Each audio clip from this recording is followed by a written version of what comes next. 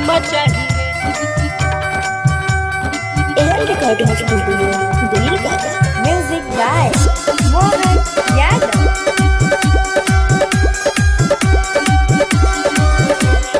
Top वाली छौरी एगो चुम्मा चाहिए। टिकटॉक वाली छौरी एगो चुम्मा चाहिए। चुम्मा चाहिए, चुम्मा चाहिए, चुम्मा चाहिए, चुम्मा चाहिए। नहीं पल्सर हीरो हुंडा डिस्कवर चाहिए रे, नहीं पल्सर हीरो हुंडा डिस्कवर चाहिए रे। टिकटॉक वाली छौड़ी एगो चुम्मा चाहिए रे। टिकटॉक वाली छौड़ी एगो चुम्मा चाहिए रे।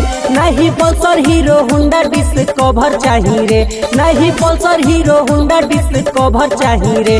टिकटॉक वाली छौड़ी एगो चुम्मा चाहिए रे। टिकटॉक वाली छौड़ी एगो चुम्मा चाहिए रे। चुम्मा चाहिए, चुम्मा चाहिए। एयर रिकॉर्डिंग स्टूडियो दिल्ली का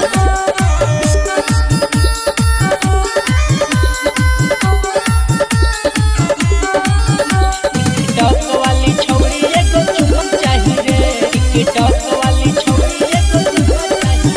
हम हई स्टार जनी बुझ तू बेकार, हम हई स्टार जनी बुझ तू बेकार। रातों रात बढ़ा जाई फवल बर तोहार। गोरे गलिया के धके तोरा मिस दे बरे, गोरे गलिया के धके तोरा मिस दे बरे।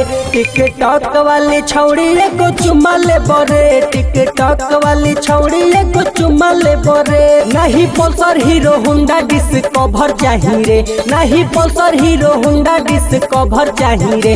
टिकटॉक वाली छौड़ी एगो चुम्मा चाहिए रे। टिकटॉक वाली छौड़ी एगो चुम्मा चाहिए रे। मोहन यादव। एयर रिकॉर्डिंग स्टूडियो दिल्ली का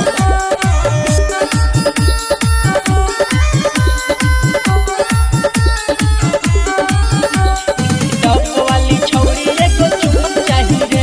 टिकटॉक वाली छौरी एगो चुम्मा चाहिए। जाना बारू एक पीस एगो दे दोना किस, जाना बारू एक पीस एगो दे दोना किस। रात भर हम तोहरा के करिल मिल, लेके कोरावा में फोटो एगो घींच ले बरे, लेके कोरावा में फोटो एगो घींच ले बरे। टिकटॉक वाली छौड़ी एगो चुम्मा ले बरे। टिकटॉक वाली छौड़ी एगो चुम्मा ले बरे। नहीं पल्सर हीरो हुंडा डिस्कवर चाहिए रे, नहीं पल्सर हीरो हुंडा डिस्कवर चाहिए रे।